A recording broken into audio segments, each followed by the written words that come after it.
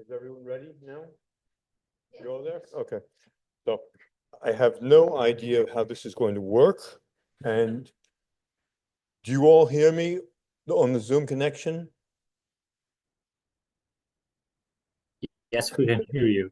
Thanks. Okay, all right. I hope so, because I'll try to stay not very far from the microphone.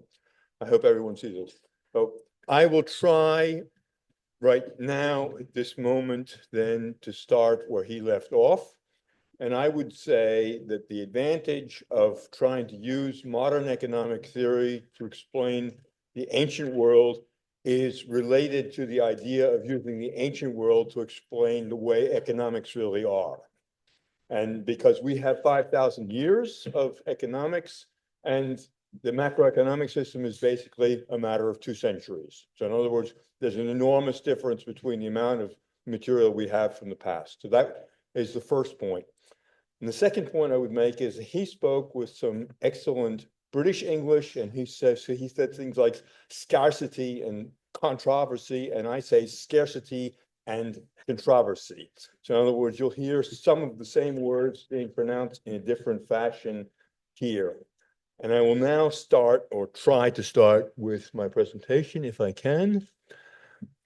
And so in principle, what he didn't show you was the ISLM curve he talked about.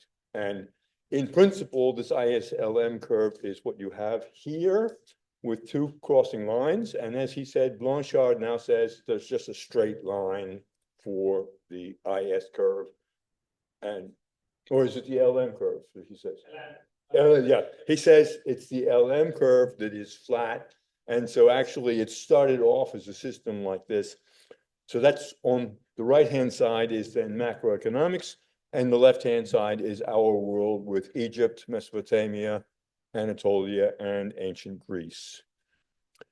And so my presentation now consists of 2 different things. One is a sequence of things that I cover, and that sequence is marked with the numbers that are up in there in the little corner there. And that is what is on the left-hand side. You have an introduction to the subject, then what's the point of all of this, then growth and modern economic growth, and my own conclusions. And the themes that I will be trying to cover are precisely the same ones he was talking about, but from a completely different way of doing it. In other words, fiscal policies, sovereign debt, investment, money, wages, services, unemployment, disguised underemployment, output, and so on and so forth. And what I want to do is just to suggest you completely change your mind about what ancient Egypt was. If everybody thinks it's only the Book of the Dead and pyramids, then it's a different world. In other words, we have everything involved in a real economic system with the basic elements there. The only important thing is that the GDP per head is $300. In other words, this is something that is a long way from our world. And what you'll have to understand is that was the normal state of the world until the year 1800 AD. And I try to emphasize by every opportunity that when Mao Zedong took over China in 1949, the GDP per head was lower than in the Tang Dynasty in the first millennium AD. In other words, we are talking about thousands of years where there is virtually no growth whatsoever. But since 2000 BC, we have markets. And so one of my main arguments is that those markets prove that markets do not produce growth. Growth comes from somewhere else. And so then here's the way I describe it that way. And then, oh no. Oh, yeah. Okay, and so here then on the right-hand side, you have a version of the American economy in terms of dollar values. And so you have 20% of the economy, 20% of the value is financial services. In other words, people who are not doing anything of any value. And then you have these people who work in various different areas. One of the most important things is that 1% of the economy is in agriculture. 20 million people work in agriculture, but 1% of the economy. In other words, we have a complete imbalance. In ancient Egypt, of course, the agricultural sector will have been very large. And what will have been concealed in the agricultural sector is the services sector. So in other words, in ancient Egypt, we had a very large agricultural sector, but it wasn't dependent upon production. It was a matter of also concealing underemployment in the services sector. And then there were the other sections there that are of no importance for the most part for what we're doing here.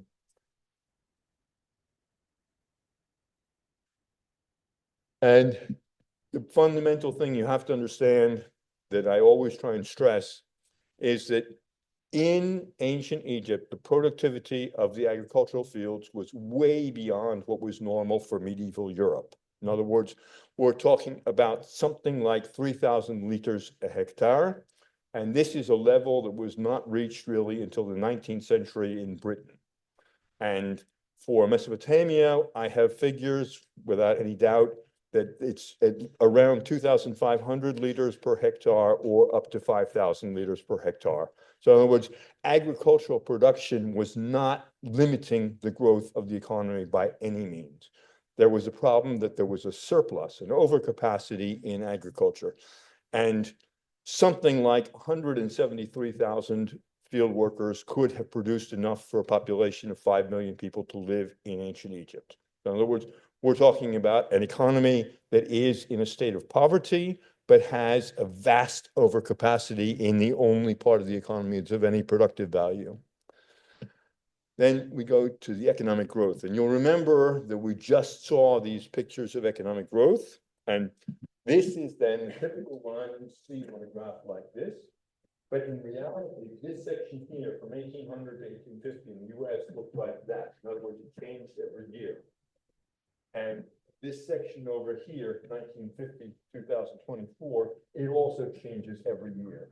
But these people get much richer here because they are already wealthy. So there's an enormous change every time, and they're getting wealthier and wealthier. Whereas in this earlier period, although there were changes in the economic growth every year, it almost made no difference whatsoever for a good part of the time until 1850 or 1900. And to stress that ancient Egypt was a market economy, I take two quotes then from the Heckenock letters. One of them, he is telling these people that you should go and lease land here, you should do certain things in a particular way. And he's saying, don't just rent land from anybody, take it from particular people and so forth. This means that he assumes that there are many people who are renting land and leasing land. We are in a market economy in the agricultural center. There is no trace of redistribution whatsoever in the sense that we understand and the sense that Polanyi understands of money being given to people by the state. Not one single trace of it anywhere. And beyond that, he also has a completely different project where he is producing textiles. And as you know, textiles began with the Silk Road, and that continued until the Manchester production of silks in the Industrial Revolution. And now it has gone back so that textiles are being produced once again in the Far East, in India, Bangladesh, China, so forth, and they're being shipped to the West again. So textiles are one of those things that drive economic growth in a way that we can easily recognize. And he was investing in this at that time. It's not here in this text here, but Egyptian flax was highly appreciated in Babylon 5,000 years ago. So in other words, we're talking about something that is not new by any means. It's been going on for a long time.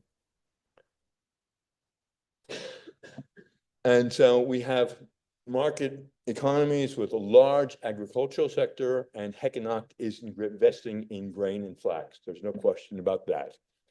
And then there is an incredible unproductive sector, which is many times the agricultural sector, so to speak, in terms of the number of people who are there. And they are basically relying on dependency relations and connections for their income. So that is another part of the market economy that is adopted to this agricultural world, where the landowners and people who have access to land can pay people with grain to do things that have nothing to do with agriculture, mostly services, domestic services, and so on and so forth. And the fact is that most people were in this other economy. There were, however, also people who were getting wages, but they were a very, very small part of the economy. So in other words, at this time, you did not have a labor market like what we have today, in the sense of people, every one of us has to have a job so that we have income. In those days, your luck was if you had dependency relations, you had connections with somebody, or your family was rich, then you could get other people who were dependent upon you, who would work for you, and you would pay them in grain. And since you could produce as much grain as you wanted, and there was no market to sell it anywhere in the world, in other words, this made the economy then very effective as a services economy with dependency relations, but that was not a labor market in the other sense. But there was another labor market where people were actually paid to do things. And so then this is what we heard now before about what macroeconomics is, with the ISLM and production, demand, prices, general equilibrium, where I have as much doubt as he does about how this works and so on and so forth, but for very different reasons. And then the issue of economic growth, which is my main concern, and the relationship between interest and investment. In other words, that if you lend money to somebody, you make money for lending that. So if the Fed raises the rate of interest, then people have every reason to want to invest. And somebody who has good ideas is willing to pay the interest on that. And the other side is that when the rates of interest go down, then nobody wants to lend money, but there are lots of people who are willing to borrow it if there is actually money available. Of course, there was not as much money in the normal sense of the word there in ancient Egypt.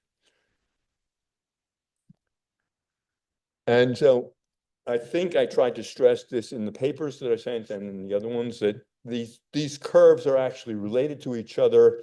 I think he would say genealogically, that in other words, this is part of the tradition, that the ISLM curve is simply a continuation of supply and demand curves. The point is that the price is the outcome of the crossing of these 2 points here. On the ISLM curve, it's the interest rates that's determining what happens on the other side. So in other words, prices are the outcome of supply and demand. Interest rates determine what investment there is. So the graphs look similar. And so what he stressed was that the central banks can raise the rate of interest, but this question comes from this book here by the teachers of Blanchard, in other words, Dornbush and Company. Does the Federal Reserve set the interest rate, or does it set the money supply? And the answer is yes. In other words, they're setting both the interest rate and the supply of money. They're using both of these tools in tandem there. And so they then talk about aggregate demand and so forth, and relate aggregate demand to supply and so forth. And what I say then is this quote down at the bottom in green there: actually investment determines supply, and it should appear there. So the investment is not exogenous, because investment is the result of the setting of the interest rates and the money supply. So in other words, the economists assume that demand and supply are the internal elements, and I say because money is part of the system, it's endogenous. Investment is then part of the system itself. And then this is one figure that he could explain better than I, but it starts with a different assumption. He was talking about the fact that you can have an improvement in the economy if there is a sudden increase in fiscal investments or so forth. And this one here describes a situation where there is an equilibrium at a specific rate of interest with supply of money and so forth, and then suddenly there is a drop in demand, and the central bank and the government then respond with both fiscal expansion and monetary expansion, and then they can begin to rescue the situation. But you see here what happens.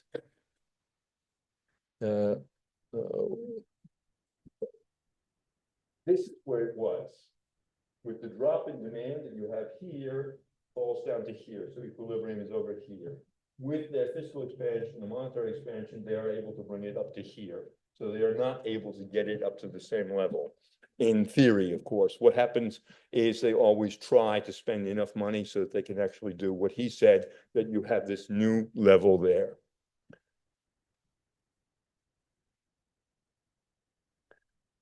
And so this is then a matter of consumption. I won't go into that right now.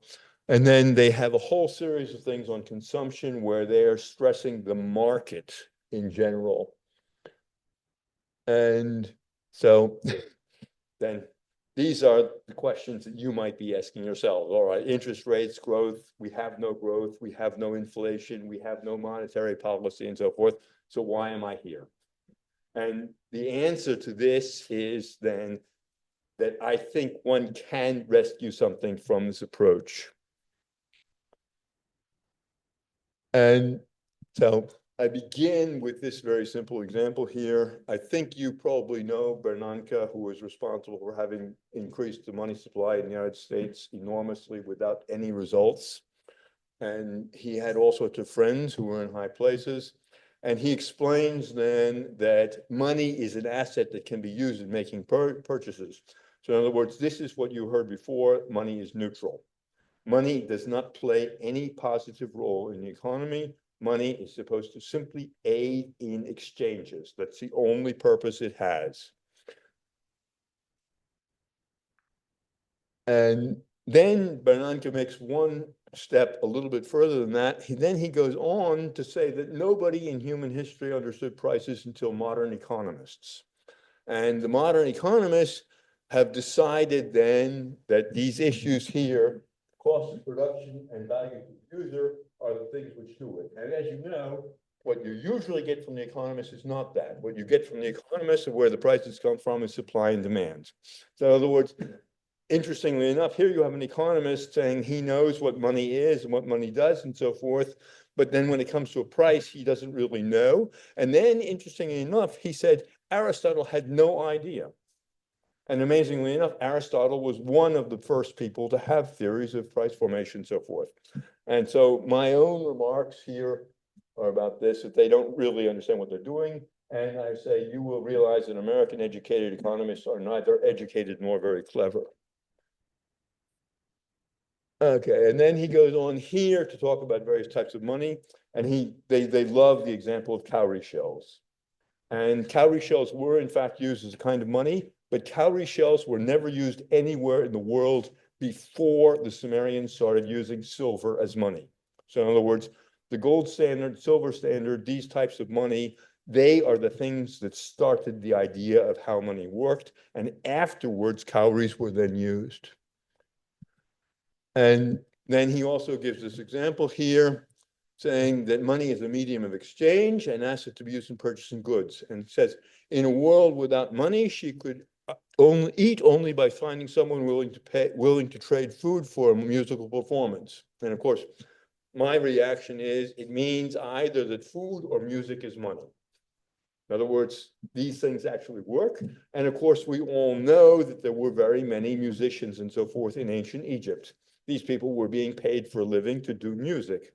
And they were doing this in an economy which did not have dollars, but there was grain being used as money. However, there's another side to this. There are no stringed instruments known before there was silver as money. Before that, you had these bone flutes and so forth.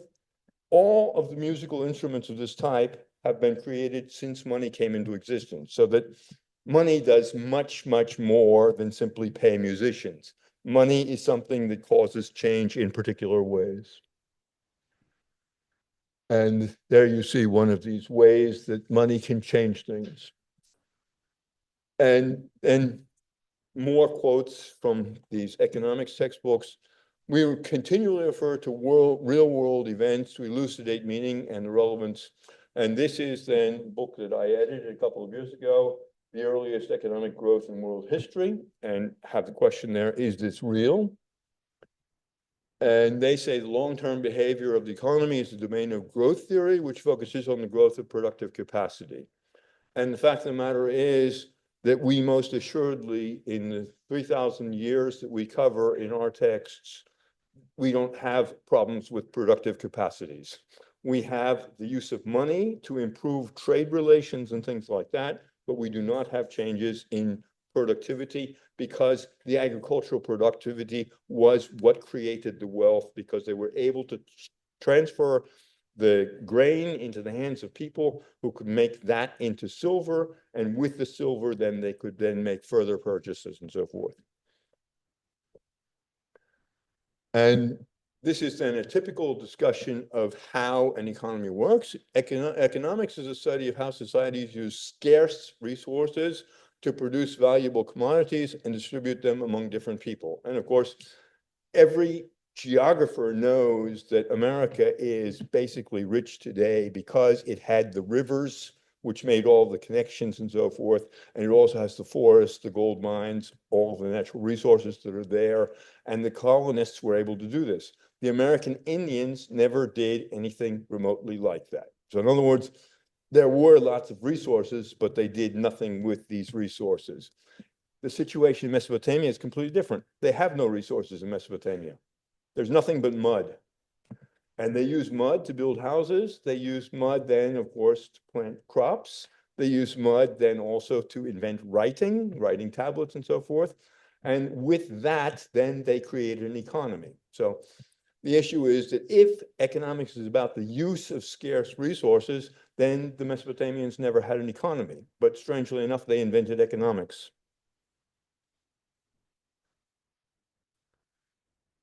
And then here we have the typical thing he was referring to quite clearly. Can the government and should the government intervene in the economy to improve its performance? You'll notice they say automatically economy, but they mean market. Because of course, with the money supply and with various other things, they are involved in the economy. And curiously enough, this fiction ends up appearing on this. I don't know where I found this on the internet, but it's an amazing picture where the government has no employees and it spends no money. It just has income and taxes, nothing. And the reality of you, as all of you know, is that in the advanced economies, more than 30% of the economy is in the hands of the government, which is spending money in order to produce things. But in the last slide, government has no role in the economy. And that's because they always understand the economy as being a market, and they don't understand the role of the government in that economy. And it was the governments that created the earliest market economies thousands of years ago.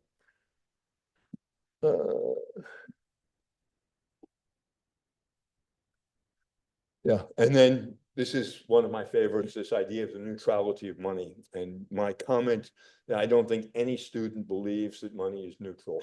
It's an almost impossible thing. And I make this joke that they repeat it twice because they have to say it that way, but that's the way it is. And interestingly enough, Blanchard, this is the book that he referred to. You'll see pictures of again later. What the first pictures that I've shown until now of economics textbooks have been the teachers of Blanchard at MIT. And we will come to him later, Blanchard himself. Anyway, Blanchard poses this question and says, does money lead to happiness? And obviously, what Bernanke would have said is that this is not money, this is wealth. But of course, money is wealth, and that's why it's not neutral. Money has a very, very important role in economics and so forth. Yeah, and then here's this book by Blanchard, not the very last edition, but he talks about a goods market and a labor market. And the point is, this labor market is, of course, related to the goods market because there should be some demand for the goods. And that means you have to have an equilibrium where the goods market is related to the labor market, and this is what doesn't exist. And then he refers then And this is another example of where he was saying with his English accent, Maynard Keynes, is that what you said? I say Maynard Keynes, but it's the same person.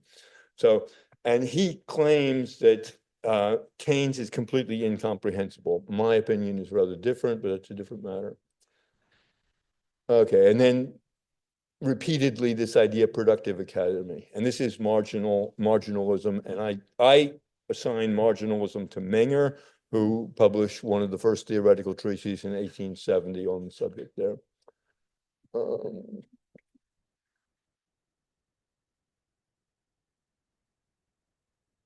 Okay, so, and here you have my assumption is the economists assume that money facilitates exchange. In other words, it has nothing to do with causing anything.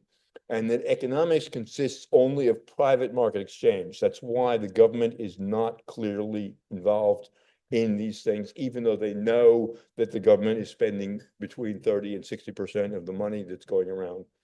They are convinced that it's a matter of goods equaling output produced in the private sector. They're convinced that technology drives growth. They assume that investment involves creating employment in the economy, relating the economy to the production of goods in the sense of output. And they assume that financial speculation does not exist. In other words, for them, investment is always in something positive, where there's no one who's actually trying to make money, because money is neutral and nobody wants it. But the point is that what the economists think is that the money is being invested. And of course, most people in the financial sector that you saw that produces 20% of the American economy are just chasing money. They're not chasing goods anywhere or labor or anything else.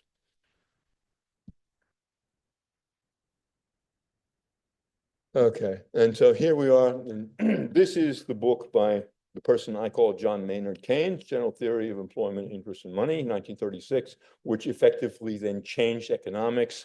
But as Blanchard said, none of the economists actually understand what Keynes wrote. They say he's incomprehensible.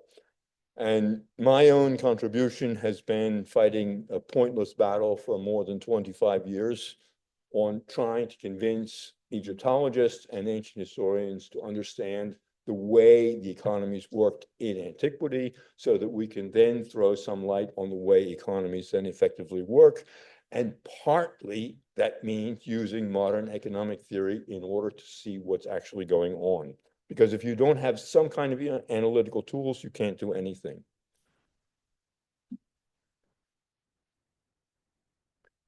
And then these are some of the books that I found on my shelves.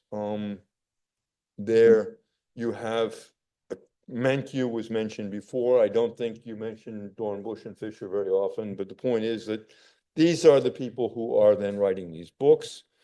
And you have the recent ideas, which begin with Hume, who said that money was neutral. He was the one who said that money is not one of the wheels of commerce. It is just the oil that lubricates the system. In other words, it's not that money has any kind of effect. And interestingly enough, these new books here contrast completely with what was going on BC. And the two books that you see on the left are then Greek thought around 200 BC, and Guanze is thought that goes from 700 to about 100 BC. And these books basically treat economics as a matter of money. In other words, Aristotle and Xenophon were both talking about the way that money was being used, and the Guanze is also talking about money. This was what the discourse was about before. And this discourse continued until the end of the 19th century. Then it was replaced by the idea of production, aggregate demand, aggregate supply, and so forth, and money was pushed over to the side. And the point is that this new tradition is the one that has been mixed with Keynes in the meantime since 1871 with Menger. And so then they describe this, which he explained before.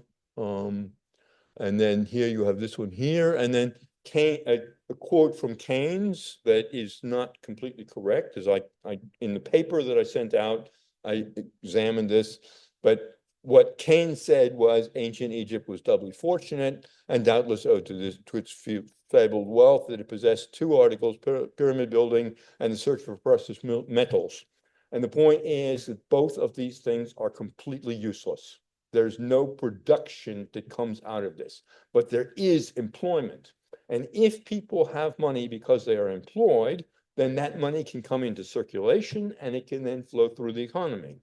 And if something is useless, then you could build more of them and it doesn't disturb anybody with overcapacity. In other words, his example is pyramids and then cathedrals, anything basically that doesn't have any effect on the market is ideal for economic growth. And this, of course, economists do not want to hear. The idea that the output is not the purpose of the exercise. Prosperity is it. And Keynes describes this, and I cited this then in the paper. And this is something I take very seriously because this is what he actually meant. When involuntary unemployment exists, the marginal disutility of labor, that means nobody wants to work, but if somebody offers you enough money, then you will be willing to work. And so in other words, that's the marginal disutility of labor. But it's a nice economic expression. It's necessarily less than the utility of the marginal product. Indeed, it may be much less. However, if the Treasury were to fill old bottles with banknotes, bury them at suitable depths and disuse coal mines, and then leave it to private enterprise on well-tried principles of laissez-faire to dig the notes up again, the right to do so being obtained, of course, by tendering leases for the note-bearing territory. So in other words, here, you do not have the government simply throwing money into people's hands. You have the entrepreneurs being asked to pay for the right to dig up these bottles, and they will pay workers who will then dig up the bottles, and those workers will then bring money into circulation. And so the need for no more unemployment and real income for the community, and its capital wealth also would probably become a good deal greater than it actually is. It would indeed be more sensible to build houses and the like. In other words, Keynes said, yeah, I know it would be nice to spend money building houses, but that's not what the statesmen actually expect us to do. So in other words, this is the best thing we can do. And so what Keynes was doing was making fun of the economists with their idea of output, and none of them could laugh at this because output is the center of their discussions. And so pyramid building, earthquakes, even wars may serve to increase wealth if the education of our statesmen on the principles of classical economics stands in the way of anything better. And here, Keynes is, of course, misusing classical economics. And I don't know how many economists I've heard who say he's wrong to say this, but he basically assigns everybody before Keynes. So I think BC, he thinks BK, you know? In other words, as far as he was concerned, he was presenting a completely new theory of economics. And the economists immediately grabbed it and thought then that they were doing something else with it.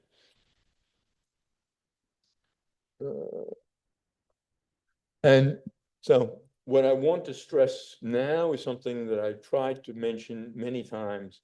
There was an agreement that fell apart in 1971 to 1973 called the Bretton Woods Agreement. This was signed during the Second World War, and Keynes designed a system whereby he wanted to make financial speculation impossible by fixing the exchange rates between different currencies. And he wanted also all of the countries not to engage in deficit spending in order to create unemployment and so forth. And so then they would have a fund that they would use to be able to restore their economies so they would not waste money on deficit spending. After this agreement fell apart, the amount of money being spent on the population to save them from this inequality has grown enormously. There you see OECD countries' social expenditures from 1980 to 2022. In other words, it's increasing enormously ever since this Bretton Woods agreement has fallen apart, because the Bretton Woods agreement was based on the idea of trying to make the economies grow without these problems of people making money on exchange rate speculation and so forth. And then there are various other things there that are the same thing there. And the result, of course, of this, the governments are spending enormous amounts of money to save the people who are missing out on the economic growth. And the result is what Thomas Piketty wrote Capital in the 21st Century. In other words, the growing inequality is the result of the collapse of the Bretton Woods Agreement. And so I think some of you may have seen this, but probably no one has taken it seriously. In this, I try to explain how employment works in the United States. 6% of employment is in manufacturing. 11% is in farming. In retail, 27%, caregiving, 26%. In other words, you have not quite 2/3 of people in the United States working in useless things, caregiving and retail. And those people are producing a minuscule proportion of the economy. The people who are working in financial services, 5% of employment, are producing 20% of the value of the economy. In other words, we are basing our assumptions on an idea of output when output is not the essential thing. The point is that everybody needs to have a job. And so the result is that you have employment with 55 million people in caregiving in the US, which it's valuable investment, but they produce 25% of the value of the economy and not 20% in the same fashion as the people in the other section do. Now I go in again to historical statistics. This begins 1790 to 1970 and shows how the Industrial Revolution changed the American economy. In other words, here you have enormous amounts of exports, which are growing then until 1970. Since 1960, that's left there, you have a decline in the exports. In other words, there's a complete end to manufacturing jobs in the United States since the end of the Bretton Woods Agreement.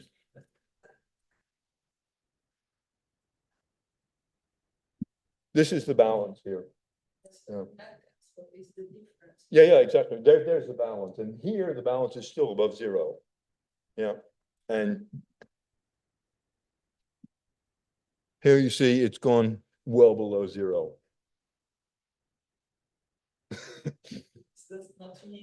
No, this is no, the net exports here are then the balance.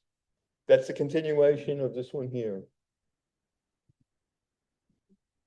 Yeah, and this is above zero. Yeah. Yeah, okay. Yeah.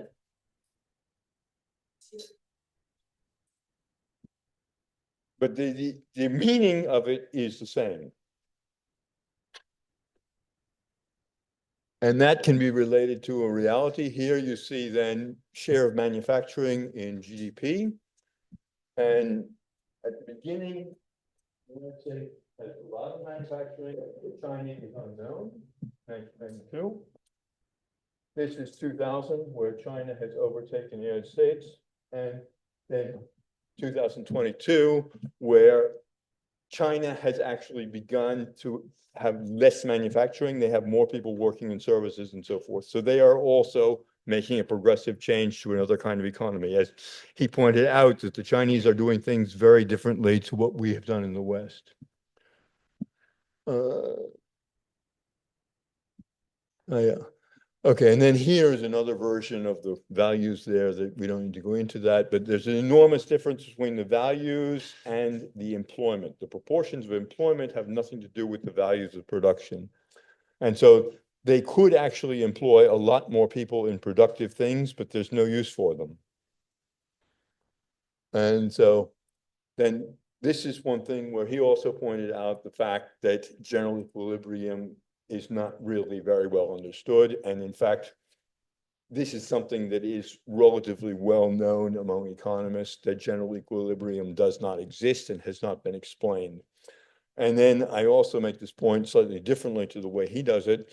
There is no reason why full employment is relevant to produce a society, what a society requires. In other words, you can have any number of different types of employment distribution, and it doesn't mean that full employment will be the result.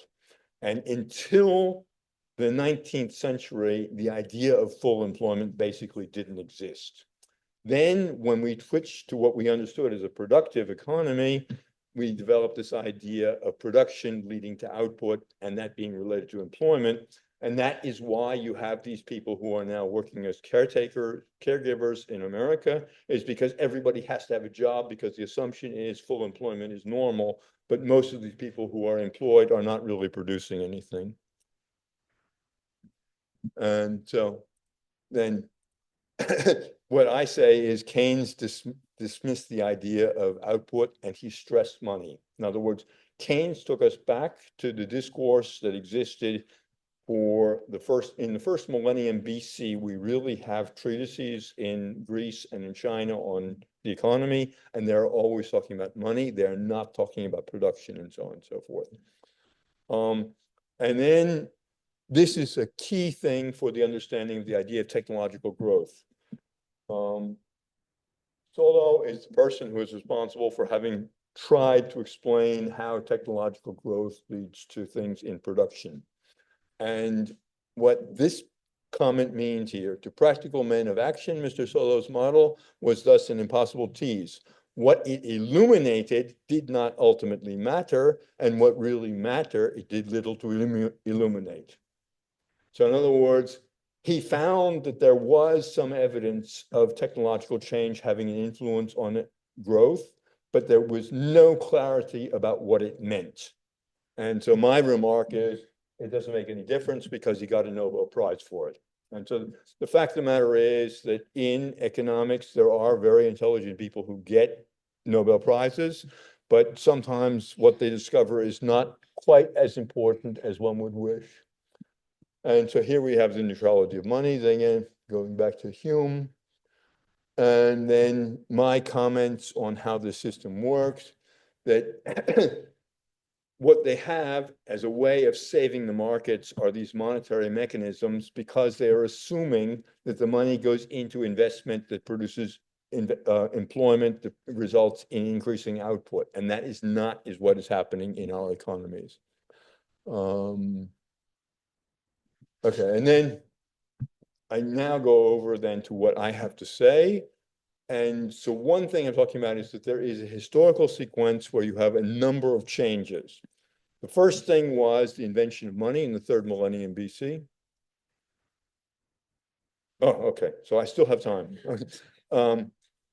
The invention of money was what made it possible for the Sumerians to create an economy. And so that was the key and not their utilization of resources. Then there was a major transformation when the rate of interest fell and fiat money was introduced. And then there was a change then during the Bretton Woods era when there was real growth and an increase in prosperity with less inequality. This was a major change, something that never happened before, was in the Bretton Woods era. And then now we have the postmodern economies where we are going back to the pre-modern. And that is one of my major arguments about what this is about. And so the history is important here. Yeah, those are various remarks there. Then my ideas here. Oh, yeah. And so then I have a system of developments which I cannot go into now, but it begins with the Bronze Age, goes into the Iron Age, goes into the pre-modern era, then the modern and the postmodern where we are now. And what you have now are high and low interest rates. In the modern period, you had low interest rates for the first time in history. There were high interest rates throughout all the time from the Bronze Age up to the 18th century, basically. Actually, the rates began to fall in the 15th, 16th century, but the decisive change took place in the 17th, 18th century. And so these areas here changed where the centers of change in economics were, but I can't go into that.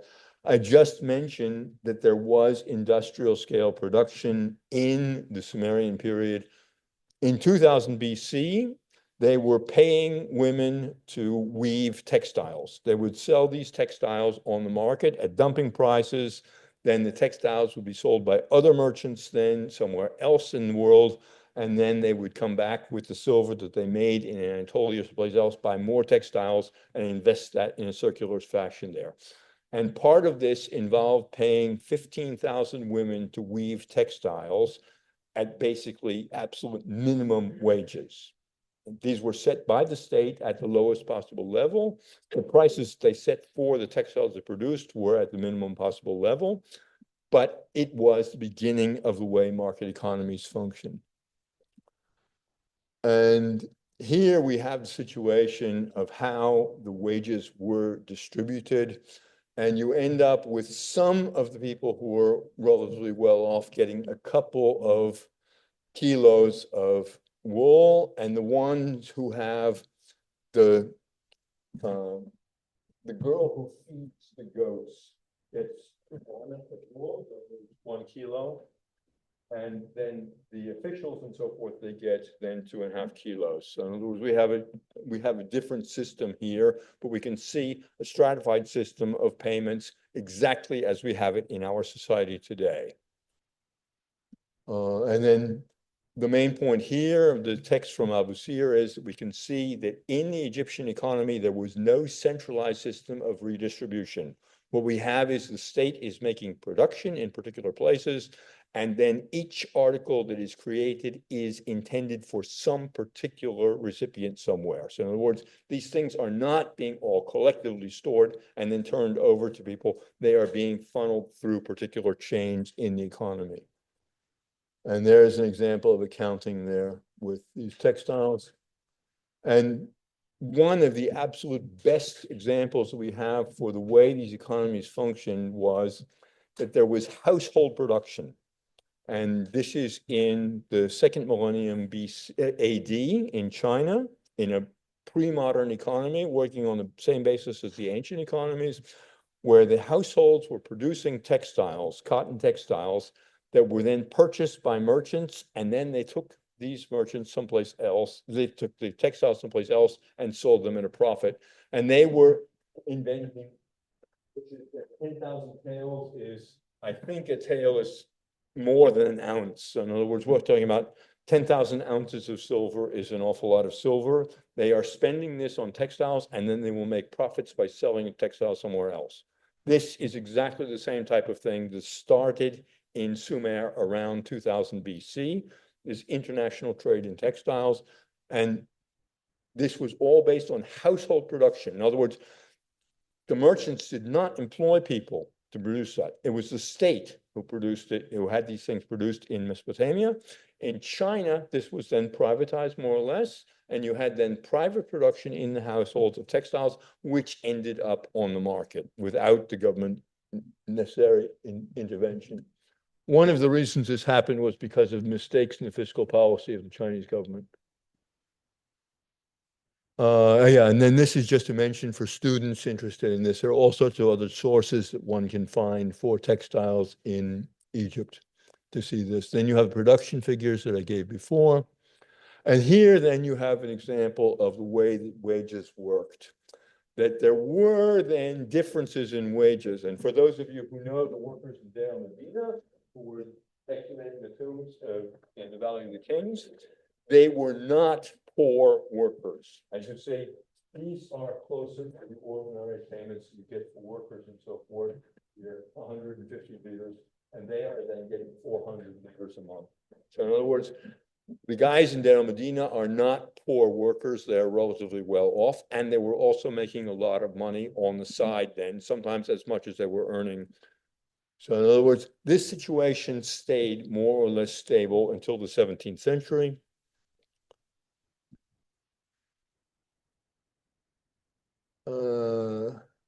That my comments there. This is relatively important. This is not mine. This is from Alan, a British historian, economic historian. And the main thing that you can see here is that 1300 over here, you have these types of wages here. And between 1350 AD and 1850 AD, there was almost no change in wages.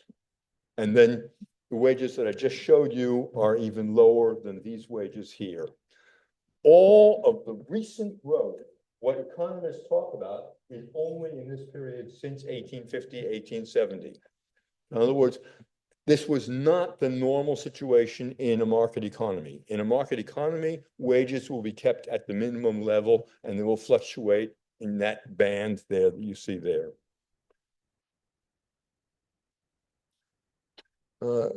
And so then my business here, I say that there is this idea of modern economic growth being something that is steady and self-sustaining with a high investment in production.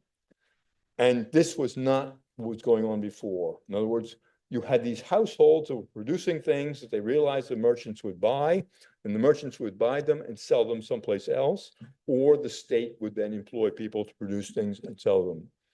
And obviously, one thing that's very important to understand is this productive economy exists only since the Neolithic. Before that, you have 300,000 years of human history without any productive economy. In other words, this whole idea of output had nothing to do with most of human history. And then Kuznets' modern economic growth. And this is one of my favorites here. This is US growth economic product, 1947, 2018. Kuznets, who wrote about modern economic growth and was describing this here, died here. And as you see, the rates of increase that we have in modern economics, the contemporary economics that we know, have nothing to do with this.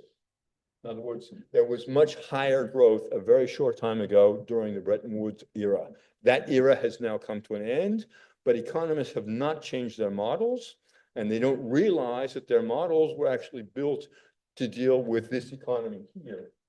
Simon Kuznets was describing.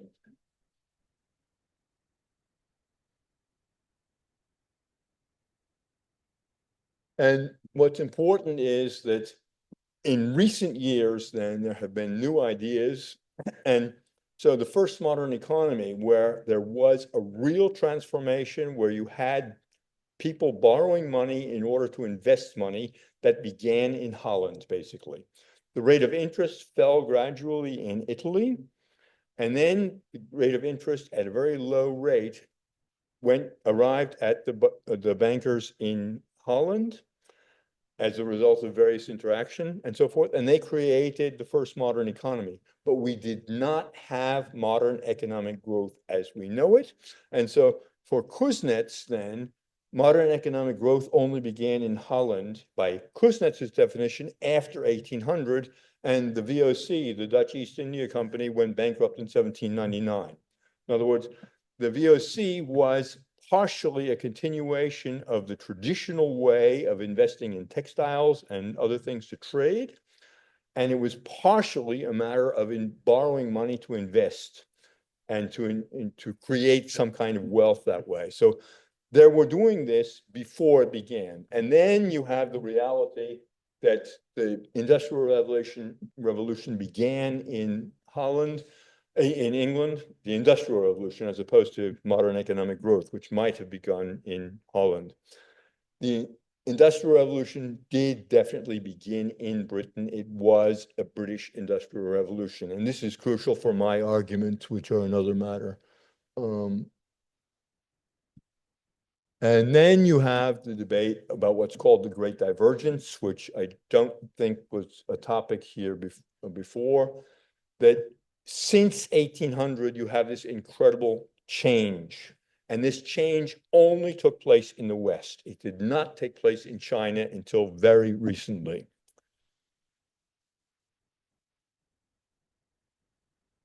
And what's interesting is that I was writing about state and economy in ancient Egypt and how this played a role in economic growth in 1997. And interestingly enough, then Vries has come up with this observation that this is also how he understands modern economic growth in Britain at the time of the Industrial Revolution. So it's the state and the economy, and it's the state is intimately involved in economic growth. And this is what Kuznets puts in very different ways to what Allen does. And then the result of this is, of course, Piketty. I don't need to say anything more about that, what's happened in recent times. And then what's important is that at least one major historian has recognized that American economic growth has stopped. Gordon recognized this. He published a book around 2016. Is that the date that I have? Well, okay, I didn't put there. But anyway, the point is that it is now recognized among certain economists that the modern era has come to an end, even though it has been visible in statistics for quite a while. And here is then Larry Neal, who is one of the very few people who actually is interested in the ancient world. And he actually managed in 2015 to get Babylon in connection with Bernanke. And then this is what I try to emphasize is what happened in the Bretton Woods era, where you have incredible increases in per capita income all around the world, even in China, where they were not part of the agreement. And that was this era of the Bretton Woods. And you have more growth in that era than at any other time in human history, combined with growth in prosperity and declining inequality. And that era has now come to an end. And before that, in the pre-modern, inequality was the norm. And so there's then, you have, what you have today is the increase in sovereign debt. As I mentioned before, you have a situation where sovereign debt, they are trying to spur the economy by spending more and more money, and GNP growth has now fallen to a level below the growth in the money supply because they're increasing money in order to do this, because they think money, first of all, they think money is neutral. And second of all, they think that somehow investment will go into production, but it's not happening. The economy is not growing as they expect. And then this is a matter of comments there. And then this is a comment that I made this a long time ago. Then they stress productive capacities. And now I go to the question of technological progress. And this is my favorite quote in all of the economic literature I've ever read. I mean, it's in the economic journal, the journal that Keynes edited, that somebody finally realized that we don't know how economic growth happens. And of course, at least partly because they don't understand what Keynes did. This is the Philip curve that was then mentioned before, where you have then high unemployment and low inflation, high inflation, and then that has a relationship with the unemployment. That's the curve there. And this one here is an example of several different things about the charts. In other words, this is an overall chart about inflation. This is an overall chart about GDP growth. And this minor detail, which is completely insignificant, looks like that in detail. And you can relate that to these figures here, where the Americans had 500,000 soldiers in Vietnam at this time. And of course, unemployment was then not much of a problem. So they spent lots of money on the war in Vietnam, and they increased it, and then they withdrew the troops. And the result, of course, was an increase in unemployment because these people could not be used in the economy, and at the same time, then inflation. And that was when people said the Phillips curve did not exist, because you had a growth in the number of people who were unemployed and a growth in inflation at the same time simultaneously. And then these gentlemen here are the governors of the Fed who tried to solve this problem. And it was done by raising interest rates. But this is then the solution, and these here, which then led to a recession, which they didn't want, but having that recession was the only way to take care of it. And I think Friedman was mentioned in the last lecture. Friedman has this idea that the economy grows and you just have to figure out how to create a supply of money that will correspond to that. And so these are then Friedman's own figures for the period 1867 to 1960. These are his real income, in other words, his version of economic growth, and here's the money supply. And these two, up to this period, to 1960, were kept more or less in alignment. And so this is then 1960 to 2024. And what you have here then is a situation that these two are then going out. This is the end of the Bretton Woods period. This is the period where Volcker raised the interest rates so that he could cut inflation and create a recession. And then you have this continuation there. And then, and so this then is quantitative easing, where they're increasing the money supply. And here you have fluctuations up to 2020. And then here is an influence of money there, inflation, government spending, and then technological aspects. How long? 15. Oh, yeah. Then I might finish. So here then is the era where Bernanke was using quantitative easing in order to help the economy without any effect whatsoever. The curious thing was he was increasing the amount of money in the economy, but he was not using that money in a fiscal policy fashion. In fiscal policy, you can put money in the hands of poor people. With quantitative easing, they are simply taking money that doesn't exist and using this money to buy financial assets. Who has financial assets? Rich people. And they don't spend money, of course, when they have it. So in other words, they don't use the money in any way, and then there was no inflation. And the problem was that Bernanke was trying to get the economy to grow, but there was also no economic growth. In other words, you had no inflation and no economic growth, despite an extraordinary increase in the money supply.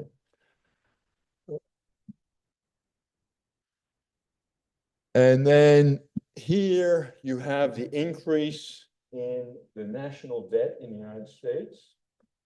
And then this is the market capitalization, where you can see the market capitalization is increasing here with this. In other words, the money is going from Bernanke, who is printing the money in the Fed, giving it to wealthy people. The wealthy people are buying stock shares. They are engaged in financial speculation.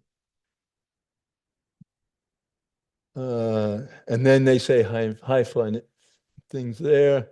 Then you have, yeah, and then this is the idea that the poor countries are going to catch up. In other words, in the classic examples they use is in Japan or China to say eventually everybody will catch up. But here is Bangladesh, and the probability that these countries will actually catch up has been basically abandoned.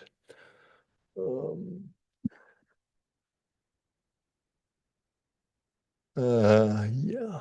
Neoclassical growth theory suggests that standard of living in poor countries will eventually converge. And here he recognized this, he was writing in 2015 saying, we don't see the change, and the situation is still in 2024 that there's no change. And then you have this situation. There is how the rate of interest fell in Europe gradually. And then this is what I relate then to the fall rate of interest in the West. In 1750, the industrial production in China was very high. Industrial production in India was also very high, and the Americans were nowhere. And as the rate of interest fell, what happened was Chinese and Indian industrial production basically disappeared, and Western production then increased. And that was what made this great divergence that I mentioned before, was this change in the interest rates, which meant that for a brief time in the West, money was being invested in production. This has now ended. And then here I relate these things.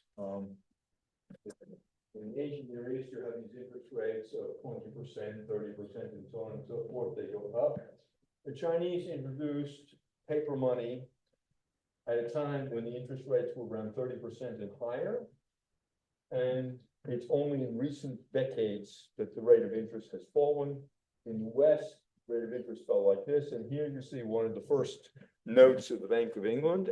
At that time, then at the end of the 17th century, beginning of the 18th century, they were still writing handwritten notes for banknotes and so forth. But it was money that could be used on the market. And that changed the economies. So that's my contribution there. And then the matter of technology, and what you see here in Egypt is basically what you would have seen 200, 300 years ago in Italy. There's basically not much of a difference in the kind of technology that was being used in economic things. And they stress the importance of these things here endlessly and always go to that stage there.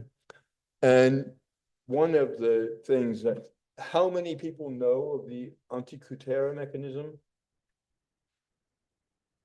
Okay, this is a thing that is basically a computer, and it was made someplace between 300 and 100 BC.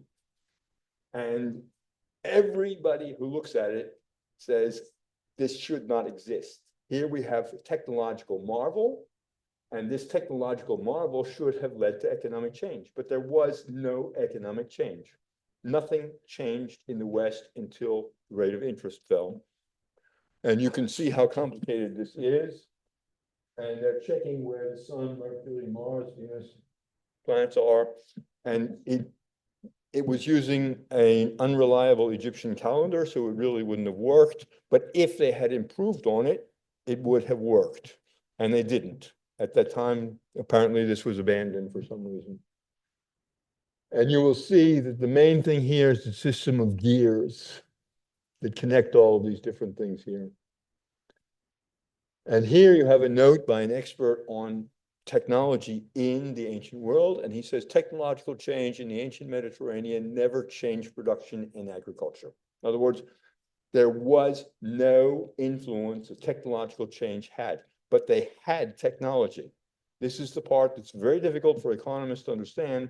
The Antikythera mechanism demonstrates that there is, in fact, technological change. And can you all see that, or do we need to turn off the lights? How do we turn off the lights?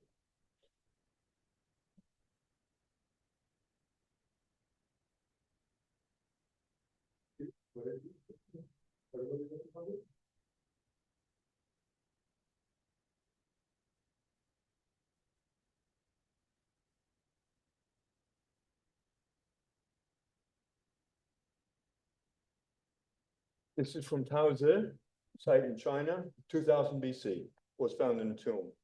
And this is not just any site, it is one of the sites in this area here where all of the major political developments in Chinese history took place.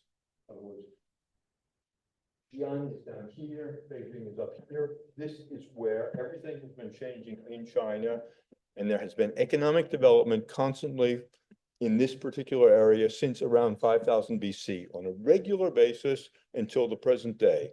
And in the middle of this, they invented this thing that you just saw, and it was never put to any kind of use for practical purposes. And the interesting thing is, it was found at a site where there is probably an observatory, and this observatory can be related to an observation of the same planets that you saw in the Antikythera mechanism in 1953 BC. In other words, you have people who are using technology, but they are using it for a plaything. In other words, for their interpretation of the world, but they're not using it to change the economy. And just to have an idea of the connections and so forth, most of you probably do not know that tin bronze was invented in Serbia around 4500 BC. What I just showed you here is then this year. And at this site, Taozi, you also have one of the first examples of bronze in China from 2000 BC. So in other words, you had connections all across this area because of the trade connections, because it was trade that was driving the economies. as the merchants were trying to make money. In other words, they were not interested in production. They were interested in buying what the families were making, the textiles and so forth. They were interested in buying what the states were producing, porcelain, silks, and so forth. And they would sell these things, and they would then do that in order to make money. So in other words, it was exclusively a money-making operation, but this brought the entire ancient world together, more or less. And then here you have this point.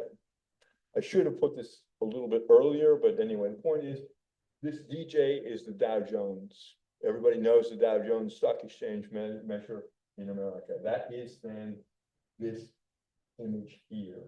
This is the quantitative easing that Bernanke had, and these are then the IT firms, Apple, Microsoft, Amazon, Alphabet, as they came to the 1 trillion mark. And that is then exactly in this era of the quantitative easing, where all this money was being thrown into the hands of wealthy people in America, and they were investing it in the stock market in these shares of technology firms, because we have this religion that investment in technology is what contributes to economic growth. And not that it happens by itself. And of course, then you have all these discussions where everybody realizes that it's money that's going into technology, and that's what pushes technology, which is perfectly true. That's why you have these mechanisms where there are powerful states, as in China. Then,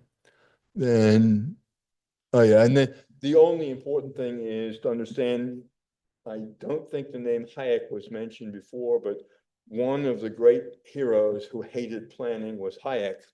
And Hayek actually wrote an entire book on the pure theory of capital. And in this book, he then says a full discussion of the monetary problems to which the existence of the real rate of interest gives rise outside the book. In other words, that he says interest has nothing to do with capital. And this is a man who is taken as an authority. And it's a very curious thing that this idea that money making is really the core of economics as it was in the pre-modern world is given up. I will skip that. That's a joke there of a different court. Then we have inequality here. And then this is more or less what you have in Egypt and in America, that you have then the bottom with very low income and so forth, and the top having some, then I have my figures there, then I have these figures there. The only important thing is this is a distribution of income in a mining exhibition in Egypt, where the guy who was in charge of the mission had 200 loaves of bread a day, and the guys who were doing it were getting 10 loaves a day. In other words, this is a hierarchy of wages that is defined by social roles. And effectively, then the people who were the majority, 17,000 workers, they were getting most of the income. But of course, the guy at the top was actually the one who was getting the most personal income. Then here we have my growth versions there, then growth. And then these are just figures of, again, how the Western economies are involved, the Western governments are involved in economics. Then this is sovereign debt, which has been, oh yeah, and then these are the figures for inequality. And this has been getting progressively worse for some time.